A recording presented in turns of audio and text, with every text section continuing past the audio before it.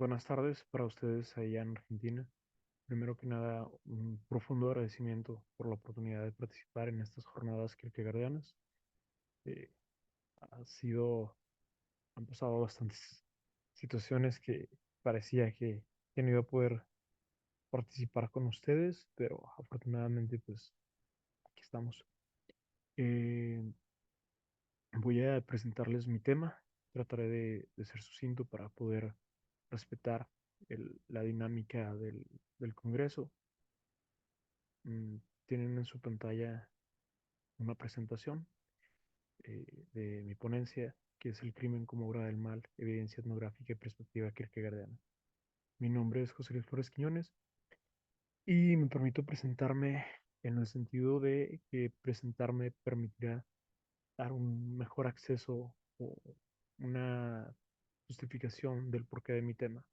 Pero primero les presento la ponencia. Eh, en resumen, como pueden ver en su pantalla, buscamos que con el análisis kierkegaardiano sobre el deber de amar y las variaciones del mal, así como ese desafío que propone Kierkegaard en toda su obra de llegar a ser un individuo, tanto en, sus, en su obra firmada por su nombre como en las obras seudónimas, pues nos da una rica beta para reflexionar y analizar en torno a temas como la violencia, el crimen, eh, la génesis criminal, la reinserción social, la sanación de víctimas y defensores. Y pues siendo el ejemplo de Kierkegaard, debemos aproximarnos a la realidad, vivirla, intentar hacerla, ¿no? Hacerla nuestra, existir. Y dejar de lado especulaciones basadas a marcos teóricos sistemáticos que se alejan de la realidad para uh, adentrarnos en esa realidad. En este sentido, por muy paradójico que sea, análisis que pueden parecer tan abstractos o filosóficos como el de Kierkegaard pueden refrescar la forma en la que se enfocan este tipo de temas, especialmente en Latinoamérica, que generalmente somos deudores de lo que se produce en otros países en materia de criminología, de, eh, de psicología criminal, de políticas de reinserción, de atención a víctimas, etcétera. Desde los distintos enfoques se evita hablar del crimen como un acto moral dentro de las variaciones del mal. Esto es actualmente, ¿no? Existen varias posiciones desde la antropología, la filosofía, la criminología misma y otros donde se evita mucho hablar en términos morales, ¿no? Del bien y del mal. También hay un enfoque en el que se termina casi justificando a los ofensores del crimen con un afán de comprensión donde la responsabilidad recae en las estructuras o las superestructuras o en la infancia o en otras situaciones de los ofensores, ¿no? Dejando de lado la posibilidad de libertad, de esa posibilidad de agencia, de autodeterminación, de elección. Y esto, pues, también hace ciertos obstáculos, ¿no? Acá la idea es, pues, cotejar algo de evidencia etnográfica que he recabado con algunos apuntes de Kierkegaard.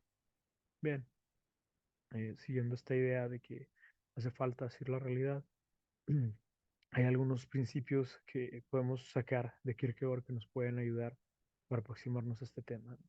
Para empezar, él cuando habla de lo demoníaco, que es uno de los temas que nos sirven para este análisis, dice que de poco sirve hacer una especie de monstruo prehistórico que nos llena de pavor y entonces se olvida, ¿no? Porque es tan espectacular que nos es tan distante. Eso con el demonio, eso con el mal en general. En, estas suposiciones son una insensatez enorme. Dice Kierkegaard, pues acaso nunca haya estado lo demoníaco tan extendido como en nuestros tiempos. En ese sentido, podemos decirlo del crimen.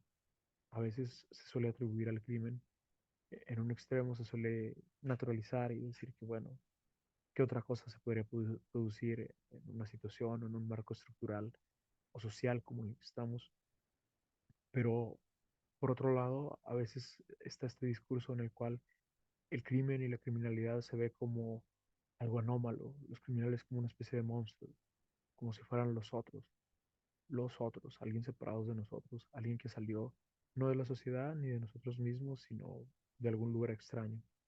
Eh, Esta idea también de patologizar, eh, de creer que es parte del sentido común, entender el sentido común como Gramsci, de lo que la gente tiene, esta mm, inconsciente colectivo o esta formación o esta visión cultural de que eh, el criminal es siempre, por ejemplo, un asesino, siempre es alguien que está dañado en su psique, que siempre es un sociópata o psicópata.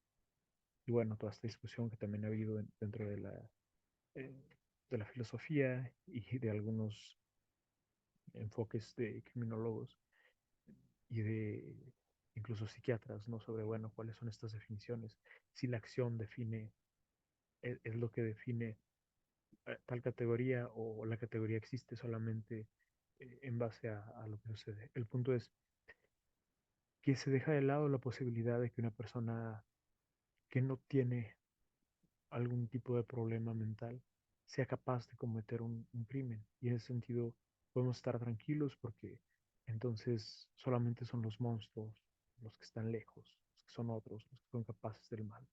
Y no nosotros, ni las personas con las que convivimos, ni etcétera. Pero también eso implica que no se puede hacer mucho para prevenir, ¿no?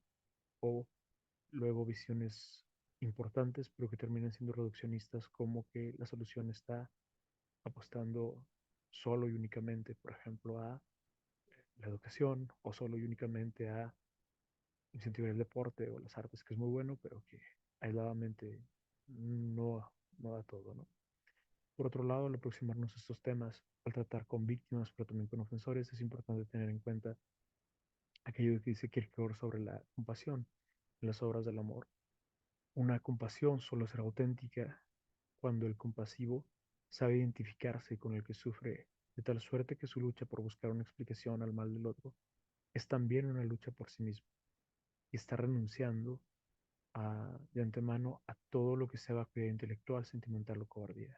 Es lo que me refería por esta idea que a veces termina siendo como una palmadita en la espalda a los que cometen un delito, una compasión malentendida, una empatía que no ayuda ni a los ofensores y mucho menos a las víctimas. Y bueno, en Argentina hay casos famosos de determinados juristas que estudiamos en toda América Latina, ¿no? Que son tristemente célebres por sus determinaciones que parecen una burla y una revictimización a ciertas víctimas. Bien, ahora les explico un poquito respecto al trabajo etnográfico. Actualmente, bueno, yo soy primero, mi formación académica es de abogado y he ejercido como tal, soy licenciado en Derecho, he trabajado como abogado, pero también durante mucho tiempo, desde que era estudiante, trabajé en procesos de justicia restaurativa, incluso comunitaria, pero también con personas que estaban dentro de la cárcel y que querían llevar su proceso de manera paralela al proceso legal y como una cuestión particular, como una cuestión de sanar, de tener un acercamiento a la víctima, de tratar de encontrar una forma de, o las víctimas lo pedían, de tratar de encontrar una forma de sanar, de resarcir el daño, etcétera. Eh, Aunque eso no tuviera algún efecto jurídico para ellos, porque era algo entre particulares, aunque eso no les implicara un beneficio. También estuve en una asociación civil que se dedicaba a este tipo de cuestiones, que no solo es en casos de crimen, sino también en cuestión de mediación y justicia restaurativa comunitaria. Junto a, dentro de esto, pues bueno, también soy antropólogo, tengo una maestría en antropología social y fui profesor investigador eh, de la Escuela de Antropología que tenemos acá en el norte de México. Y parte de mis investigaciones han sido en torno al crimen, tanto en los espacios urbanos como también en espacios rurales, especialmente en el norte de México. Yo estoy aquí en la ciudad de Chihuahua, una ciudad al norte de México. Eh, y también he podido cotejar con investigaciones en las cuales he sido sinodal o de las cuales he estado al tanto o he estado en comunicación con otros investigadores, tanto de México como de otros lugares, y tanto de acá del norte de México como de otras zonas. He encontrado ciertos puntos de coincidencia, de convergencia, tanto cuando estuve empezando en ese tipo de investigaciones como actualmente. Actualmente estoy trabajando en la Comisión Estatal de Atención a Víctimas del Delito, lo cual me permite tener, pues mantenerme cerca de esta situación, ¿no? Desde otra área y de otra perspectiva, pero de alguna manera, pues no se deja de lado todo esos filtros que nos ayudan a analizar la realidad y que de alguna manera sirven, que en el trabajo te permiten constatar determinados patrones que continúan, que permanecen. En ese sentido, hace tiempo realicé una investigación centrándome en adolescentes que estaban detenidos por el delito de secuestro. Lo hice mediante historias de vida. También trabajé con víctimas de ese tipo de delitos. Cuando hablo de secuestro, en nuestro Código Penal ya no lo tipifica así, pero el punto es personas que son privadas de su libertad. Algunas eran en casos como medio para cometer otro delito, como robo de vehículo o como otro, pero estoy hablando de adolescentes. Esos adolescentes se encontraban ligados al crimen organizado o posteriormente se encontraban ligados. Estos eran los puntos de lo que yo veía con ellos. Parece como que me pierdo un poco de la idea del análisis de Kierkegaard, pero tengan paciencia.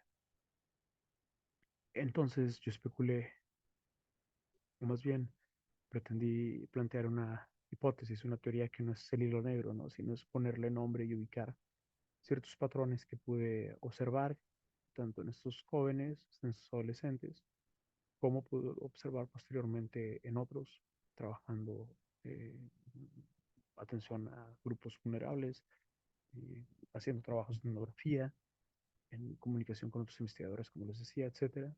Un ciclo de, que lo definí usando el lenguaje nativo, es decir, los términos que los mismos muchachos me proporcionaban de lo que era jale y desmadre. Jale es la palabra coloquial para referirse a trabajo, desmadre pues es el desorden, pero también tiene un sentido que no voy a entrar ahora en eso.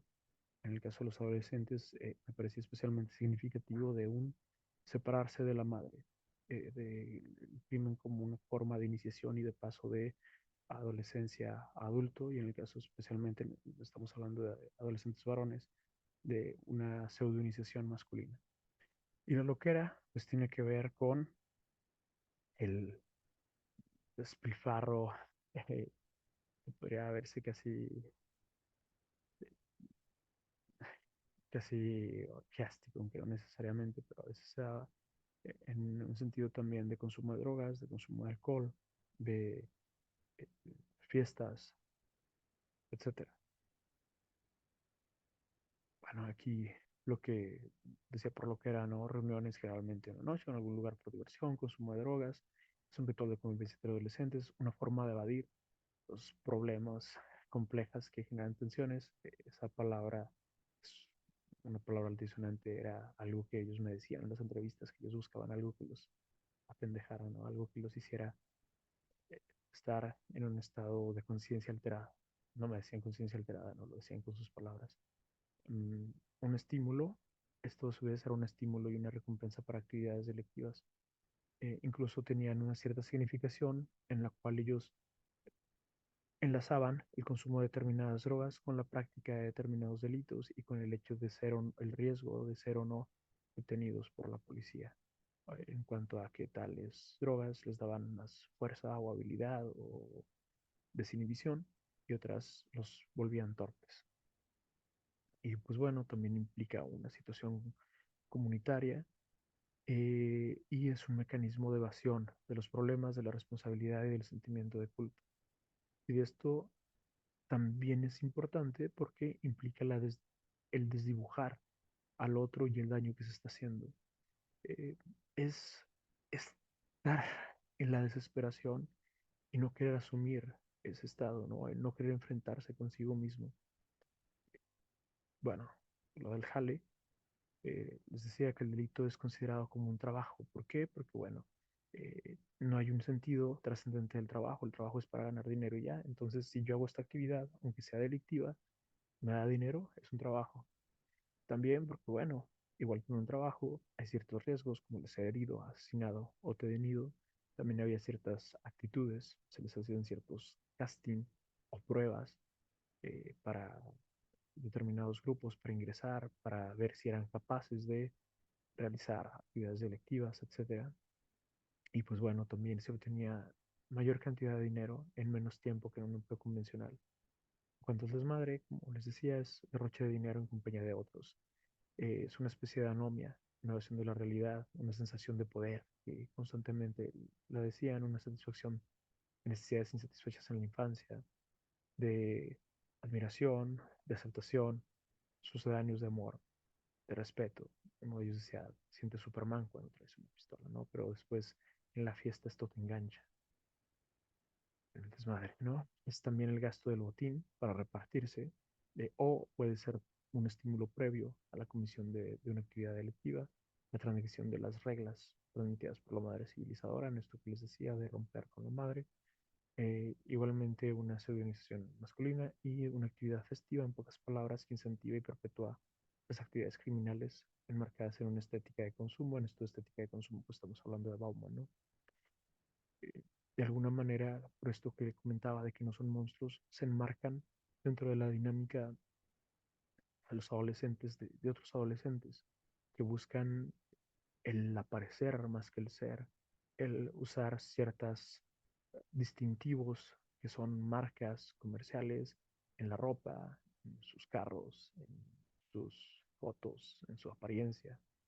Y que eso está también en la sociedad, ¿no? La diferencia es el cómo llegan, porque mientras algunos sus padres se los pueden costear, o incluso a estos, otros trabajan por ello, estos encuentran esta vía que además les proporciona un cierto estatus entre sus pares, que además les da descarga de adrenalina, etcétera. Bueno, aquí son ejemplos de ciertas series que hablan sobre el narcotráfico, series famosas en toda Latinoamérica, las plataformas de streaming.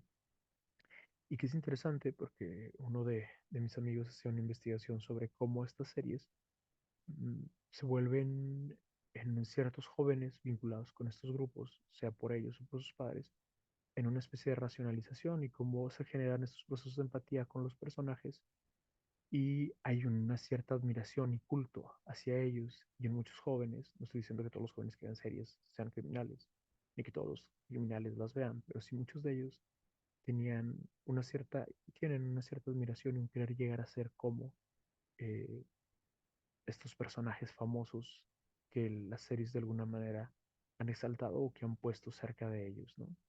Y en este sentido es que podemos hablar del desmadre como un estadio estético. Se observa, por tanto, que toda concepción estética de la vida, dice Kierkegaard, uno de sus seudónimos, no lo uno o lo otro, es desesperación y que todo aquel que vive estéticamente está desesperado, tanto si lo sabe como si no, lo que decíamos. Esta última concepción es la desesperación misma, es una concepción de la vida estética porque la personalidad permanece en su propia condición inmediata. Es la última concepción de la vida estética porque en cierto sentido ha cogido en sí la conciencia de la nulidad misma. En otras palabras, cuando Kierkegaard habla del estadio estético, nos habla de la inmediatez. Mm, Sé que podría parecer un insulto el comparar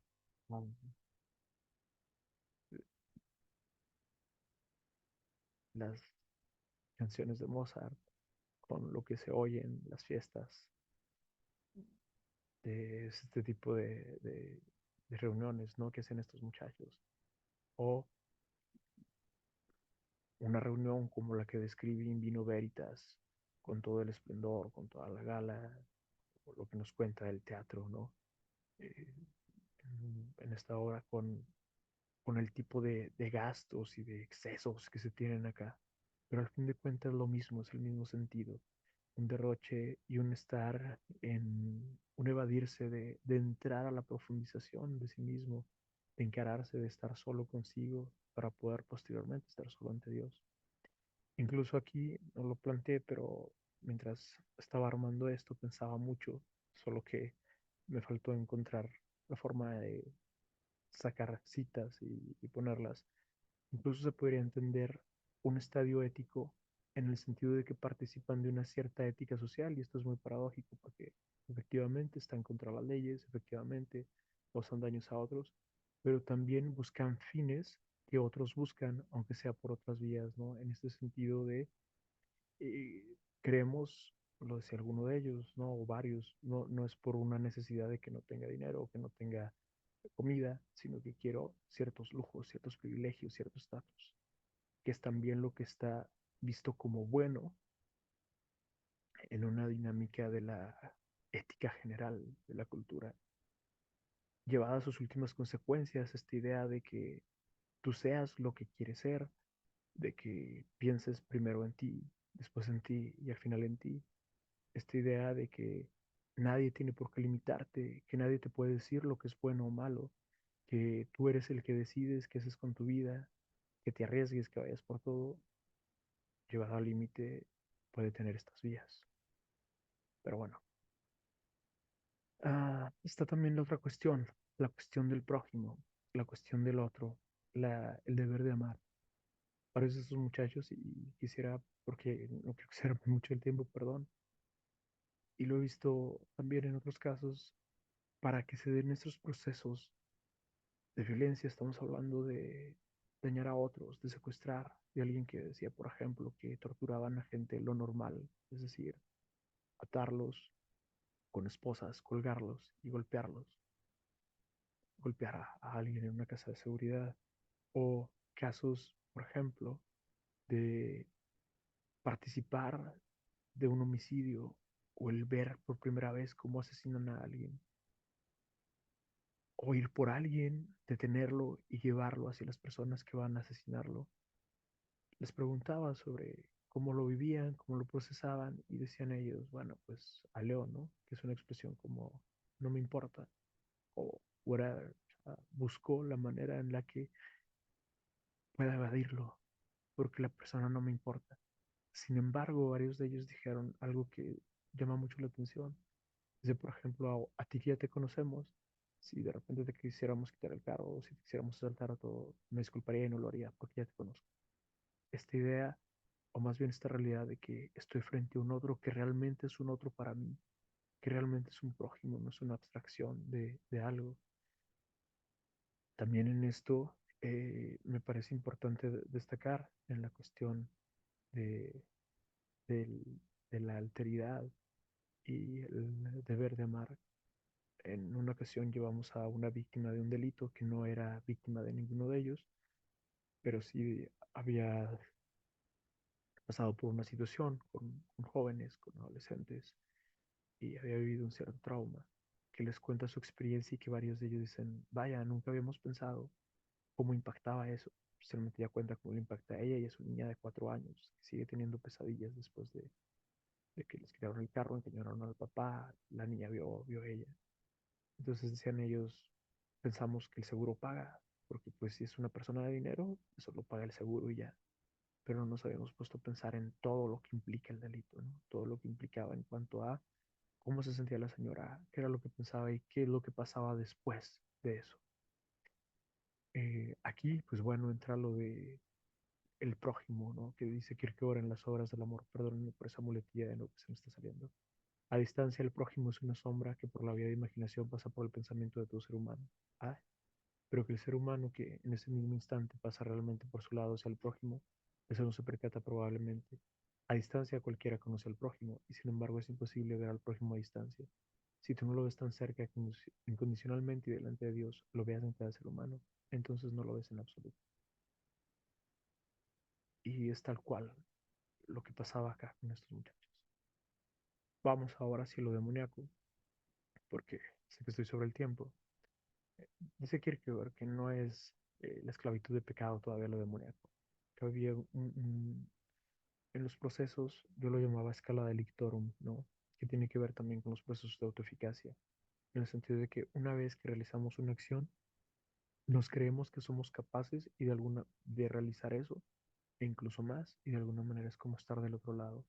Y es una especie de escala, donde algunos me decían, por ejemplo, yo empecé robando, pero después seguí haciendo esto, secuestrando, matando, etcétera. Algunos decían, tenían sus límites, por ejemplo, yo no violaría a alguien, pero otros estaban abiertos o dispuestos a cometer casi cualquier cosa, no sabían de lo que eran capaces. Está en el mal y se angustia ante el bien, lo demoníaco es una relación forzada con el bien.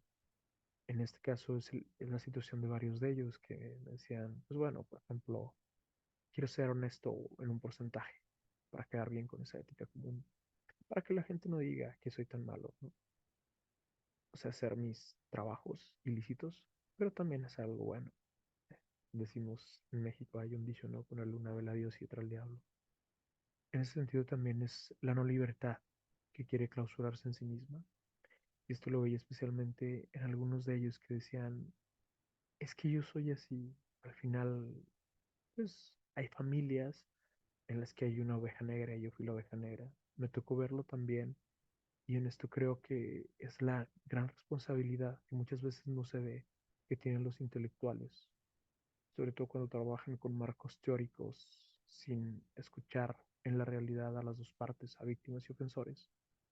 Me tocó en un congreso gente que pues, hablaba sobre cómo las cuestiones estructurales producían todo este tipo de cosas y que en realidad grupos que se asocian con el crimen o con ciertas actividades que se pueden considerar en conflicto con la ley, como suelen decirlo investigadores sociales de una forma elegante y eufemística, pues en realidad eran formas de resiliencia al capitalismo, eran formas de resiliencia, etcétera, etcétera, ¿no?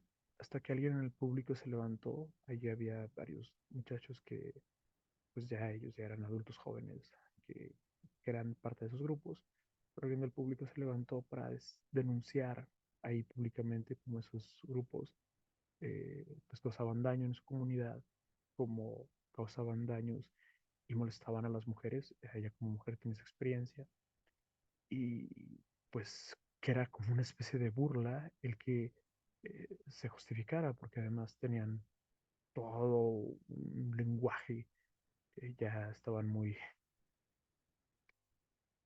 adoctrinados en términos de coloniales, como para decir que ellos eran parte de una cierta resistencia y que sus acciones eran incomprendidas, pero que se podían entender dentro de un marco, etcétera, ¿no? Pero el punto es este, que no era sino otra racionalización pomposa y académica proporcionada por estos investigadores para actividades criminales.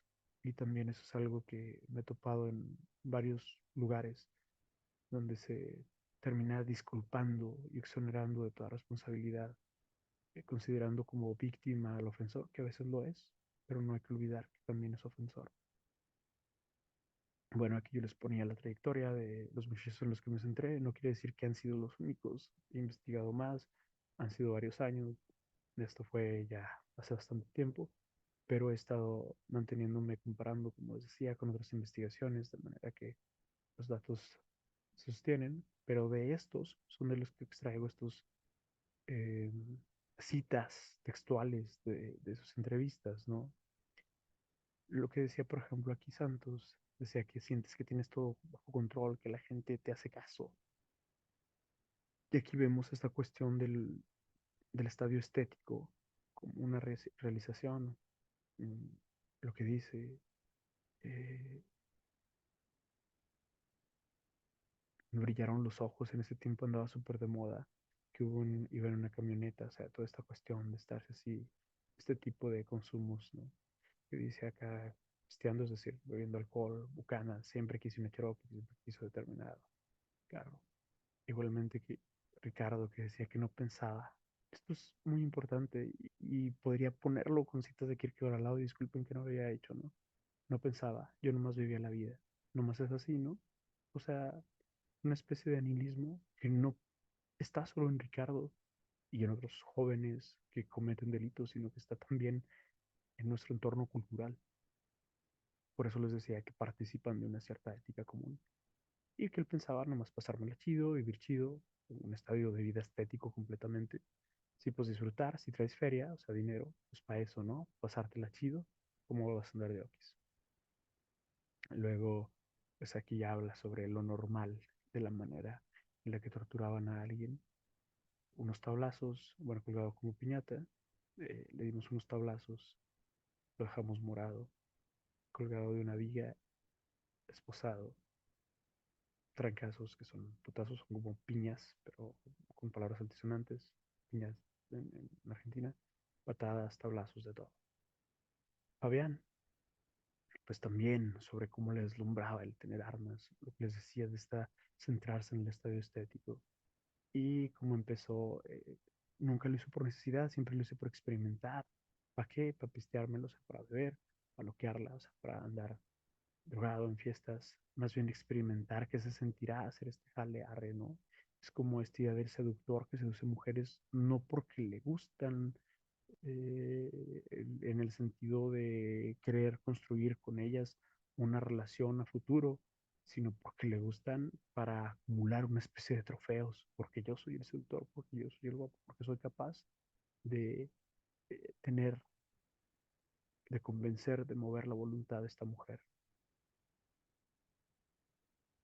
Y pues bueno, también tenemos el caso de Isaac. Bueno, le dice que él no quería trabajar, que se iban a hoteles, esta cuestión estética, ¿no? De que sí había música, mujeres de todo, drogas, muchachas de mi edad, unas de 25 más, estoy hablando de un menor de edad en esa época, andando en la calle, pues, había mujeres que lo seguían, adolescentes y mujeres jóvenes. Eh, lo que les decía de Tito y de una cierta ética común, porque dice, si tienes un hijo, pues cómo lo vas a dejar solo en el mundo, que le hubiera gustado, mm, que le enseñaran el camino bueno, pero también que hace una especie de reproche porque dice que eso no se lo enseñaron a él. Y aquí es muy interesante porque hay como dos patrones que encontré muy marcados, unos que tuvieron padres con reglas muy rígidas, de las cuales se estaban revelando, y otros que tuvieron padres muy permisivos. Pero bueno, eso es como para otro tema. Y por otro lado, que también Kierkegaard tiene notas muy interesantes sobre eso en algunos de sus obras, cuando habla de lo demoníaco y cuando habla de la desesperación de la gente que solo carga con culpa a otros, o cuando la desesperación implica quedarse solamente en la culpa, ¿no?